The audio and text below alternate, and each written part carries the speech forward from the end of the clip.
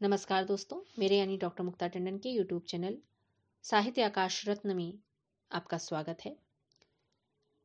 इस चैनल पर आपको हिंदी साहित्य से जुड़ी हुई समस्त जानकारियां देने का मेरा प्रयास रहेगा। चैनल को सब्सक्राइब करें, बेल आइकन पर क्लिक करें और नोटिफिकेशन आपको प्राप्त होते रहेंगे जब जब मैं नया वीडियोस डालूंगी। हम हिंदी साहित्य के इतिहास की बात कर रहे थे और उसमें शुक्ल जी का जो योगदान है उस पर हमने चर्चा की थी। शुक्ल जी के अतिरिक्त अन्य महत्वपूर्ण इतिहास लेखक भी हैं जिन्होंने इतिहास लेखन में अपना योगदान दिया है। शुक्ल जी के बाद लगभग 75 वर्षों में एक दर्जन से भी अधिक महत्वपूर्ण इतिहास ग्रंथ लिखे गए हैं, जिनको हम स्थूल रूप से दो वर्गों में विभक्त कर सकते हैं। पहला तो संस्थानों के तत्वाधान में जो लेखन हुआ है, जैसे नागरिक प्रचारणी सभा द्वारा 16 खंडों में हिंदी साहित्य का वृहद इतिहास प्रकाशित हुआ। भारतीय हिंदी परिषद प्रयाग द्वारा 3 खंडों में हिंदी साहित्य प्रकाशित हुआ, जिसके संपादक डॉक्टर धीरेन्द्र वर्मा थे। भारतीय साहित्य अकादमी द्वारा प्रकाशित इतिहास है। एनसीईआरटी द्वारा प्रकाशित इतिहास है। केंद्रीय हिंदी निदेशालय द्वारा निर्मित इतिहास है। विभिन्न धार्मिक संप्रदायों द्वारा प्रचित रचनावलियां और इतिहास है। और दूसरा वर्ग है स्वतंत्र इतिहासकारों का, जिन्होंने संपूर्णा या संपूर्ण इतिहास ग्रंथ लिखा है और किसी युग या फिर किसी युग विशेष पर अपना गहन चिंतन मनन प्रस्तुत किया है। इसमें सबसे पहला नाम आता है आचार्य हजारी प्रसाद द्विवेदी का। इन्होंने जो रचनाएं लिखी हैं उसमें हिंदी साहित्य की भूमिका, आदिकाल, नाग संप्रदाय और हिंदी साहित्य का उद्भव और विकास जैसी रचनाएं प्रमुख हैं। इन्होंने पहली बार हिंदी और अपभ्रंश भाषा का अंतः संबंध भी स्थापित किया और साथ ही साथ आदिकाल की संज्ञा भी प्रदान की, जिसकी ओर संकेत शुक्ल जी ने किया था। नाथ सिद्ध संत परंपरा को ऐतिहासिक प्रतिष्ठा दिलाने का श्रेय भी उन्हें जाता है।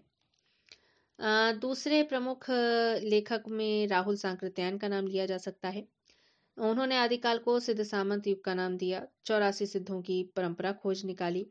आचार्य शुक्ल, जिसे देश भाषा और पूर्व अपभ्रंश काल कहा करते थे, उसे राहुल और गुलेरी जी ने पुरानी हिंदी नाम दिया। बारी आती है महावीर प्रसाद द्विवेदी जी की। इन्होंने हिंदी साहित्य के आरंभिक काल को बीज वपन काल नाम दिया, लेकिन वो लोकप्रिय नहीं हो सका। हाँ, उन्होंने इसके माध्यम से नई सूचनाएं अवश्य देने का प्रयास किया है। राम शंकर शुक्ल रसाल को पहली बार रीतिकालीन कवि आचार्यों को प्रश्रय देने का सुअवसर मिला। इतिहास का पूर्ण व्यवस्थित ढांचा उन्होंने नहीं दिया, पर रीतिकाल पे उन्होंने ज्यादा तवज्जो दी है, फोकस किया है।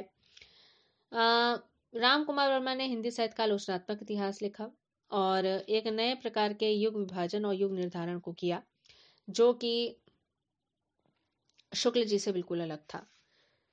उन्होंने संधि काल से आरंभ माना, जिसका समय उन्होंने 750 से 1000 विक्रमी रखा। फिर चारण काल 1000 से 1375 विक्रमी, भक्ति काल 1375 से 1700 विक्रमी, रीति काल 1700 से और 1900 तक, आधुनिक काल 1900 से अब तक। आचार्य विश्वनाथ प्रसाद मिश्र ने हिंदी साहित्य का अतीत नामक ग्रंथ लिखा। प्राचीन मध्ययुगीन काव्य के वे मर्मज्ञ थे।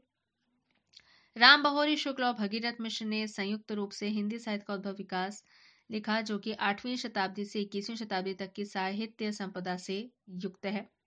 आदिकाल का समय उन्होंने 800 से 1300 तक माना और रीतिकाल को रीति श्रृंगार नाम दिया। डॉक्टर नगेंद्र ने अपने निर्देशन में कई विशेषज्ञों के सहयोग से हिंदी साहित्य का इतिहास तैयार किया है, जिसमें अभी तक उपलब्ध सभी ग्रंथों की जानकारी बहुत ही व्यवस्थित तरीके से दी गई है।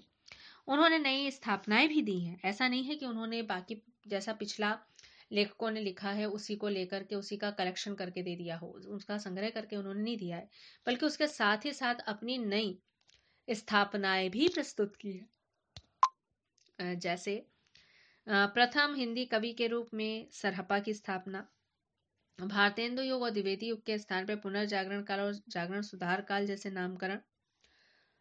1918 से 1938 तक छायावाद का समय सीमा मानना। 1938 से 1953 तक प्रगति प्रयोग काल और 1953 से नवलेखन काल की मान्यता। उनकी यह इतिहास रचना भले ही किसी एक विचारधारा से प्रेरित ना हो, पर सूचना प्रदान करने के योग्य अवश्य है। गणपति चंद्रगुप्त ने हिंदी साहित्य का वैज्ञानिक इतिहास लिखा। इसमें 2 खंड उन्होंने लिखे हैं। प्रथम खंड आदि से मध्य है, उसके पश्चात आधुनिक काल पे अलग से खंड है। उन्होंने आदिकाल के संदर्भ में 1184 से उसका आरंभ माना है। प्रथम कृति भरतेश्वर बाहुबली रास को माना है। पूर्व मध्यकाल 1350 से शुरू माना है। उत्तर मध्यकाल 1600 से। छायावाद की जगह स्वच्छंदतावाद नाम दिया है। प्रगतिवाद की जगह सामाजिक यथार्थवाद। प्रयोगवाद की जगह व्यक्तिक यथार्थवाद। इसके बावजूद इस इतिहास की वैज्ञानिकता उस स्तर को नहीं छू पाई जो रामचंद्र शुक्ल जी का है। अन्य महत्वपूर्ण इतिहासकारों का अगर हम नाम लें तो डॉक्टर रामस्वरूप चतुर्वेदी हैं। उनकी रचना है हिंदी साहित्य में संवेदना का विकास। विजेंद्र स्नातक जी हैं, उनका हिंदी साहित्य का इतिहास। बच्चन सिंह का है हिंदी साहित्य का दूसरा इतिहास। वासुदेव सिंह का है हिंदी साहित्य का इतिहास। राम रतन भटनागर का है हिंदी साहित्य एक अध्ययन। गुलाब राय जी का सुगम इतिहास है और हिंदी साहित्य का इतिहास डॉक्टर राम सजन। तो इस प्रकार से ये अनेक ऐसे लेखक हैं जिन्होंने हिंदी साहित्य के इतिहास को लिखा है।